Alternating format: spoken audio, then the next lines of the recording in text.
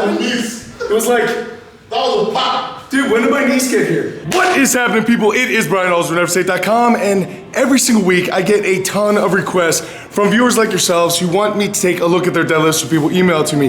Now, I do have a paid service where I do form checks for a certain amount of money and blah, blah, if you guys are interested in that. So I get a ton of these throughout the day. Some of them I take, some of them I don't.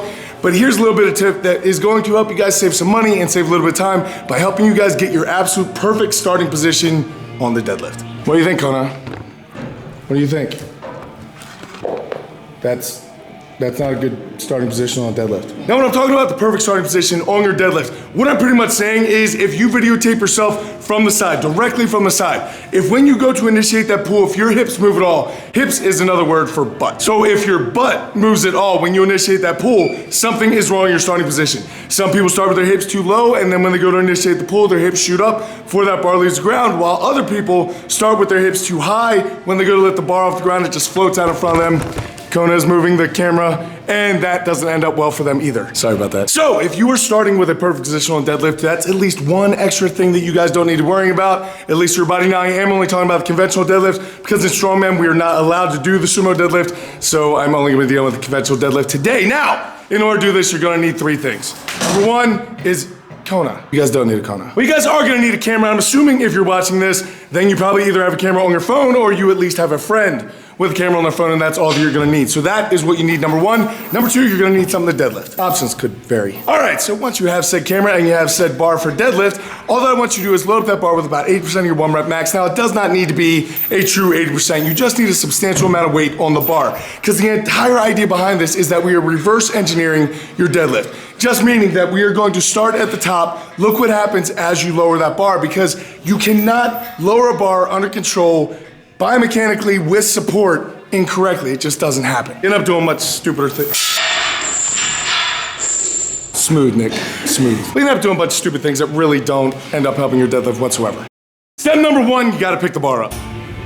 Step number two, you're gonna perform 5 touch and go reps, lowering that bar eccentrically, slowly, and under control. I do not want this thing making much noise at all when it hits the ground, almost like you are going to take it down and just barely brush the floor and then stand back up with it. 5 of them. Step number 3, which should have been step number 1, is that your video camera should be set up directly from the side so you can actually get some data that you're gonna be analyzing later to get the info that you're looking for. And finally, step number 4, all you're gonna do is take that footage of those 5 touch and go reps. Now, when you are lowering that bar under control, all I want you to do is pause the video at the exact moment when those plates touch the ground. I know, this is really complicated stuff. But since you cannot biomechanically lower a heavy bar under control with your hips being in a strange position, you're gonna see a couple things.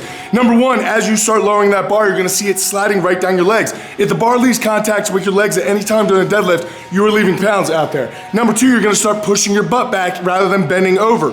That is gonna keep the bar over the middle of your foot, keeping it as close to the center of your body as possible, making you stronger. You're going to do these things naturally as you lower that bar because the bar is not going to want to float away from you, and your body is going to move around the barbell as opposed to you moving the barbell around your body, which is primarily the number one problem that most people have in their deadlift setup. Now, all that you're gonna do is analyze each one of those 5 reps and see if your hip position changes, because it most likely isn't going to. Then you're gonna be doing your setup, keeping the camera set up on the side, and practice your starting position. If your hips are in a different starting position than they were otherwise, it is not gonna end well for you. That is not your perfect starting position, and you need to work on that. Now, this works particularly well if you're like me and you get your breath up top, you reach down, you grab the bar, and then you go. However, if you're one of those individuals who ends up putting straps on every single set, or you have a take a lot of time down the bottom because you're not used to your deadlift setup yet, then I would encourage you just to continue getting your hip position correct and then start adding those things in after a little bit. But that hip position is really gonna make a difference as far as the amount of force you can actually output at any given time. Now, the last step that I personally do, and again, it's because I get my breath up top, when I go down for my first rep, I envision it being my second rep, because you can always deadlift the second rep easier than you can deadlift the first rep if you're doing touch and go. So that's exactly what I do in my head. I just envision that I've already stood up at the bar at my starting position. And then I start pushing my back down, literally visualizing sliding that bar down my legs as my butt comes back. When my hands get down the bottom, my hips are in the proper position because I practice it and I've reverse engineered, I know exactly where they're supposed to be. The bar should be in your hands. Sorry, Kona.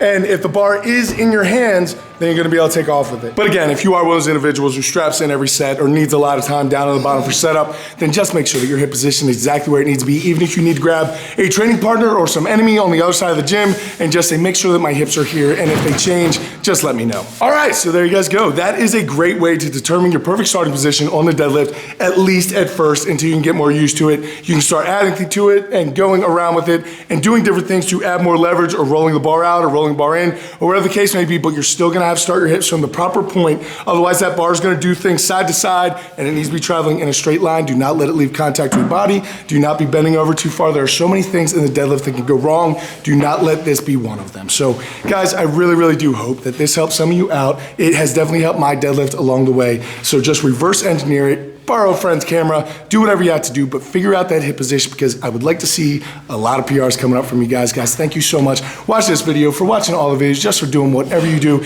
Guys, if you did order a program from me, the program should be out to you. If it is not out to you, unless it was within a day or two, if you do not have a program, make sure you email me. There is at least one or two of you out there still kind of hanging out that I need to get an email from. So if you guys did order a program and you have not received it, make sure you email me. Otherwise, guys, I will catch up with you later in the week with more videos. But until I do, go out, do something amazing with life. Keep working hard, be nice to each other, people, and I'll see you then.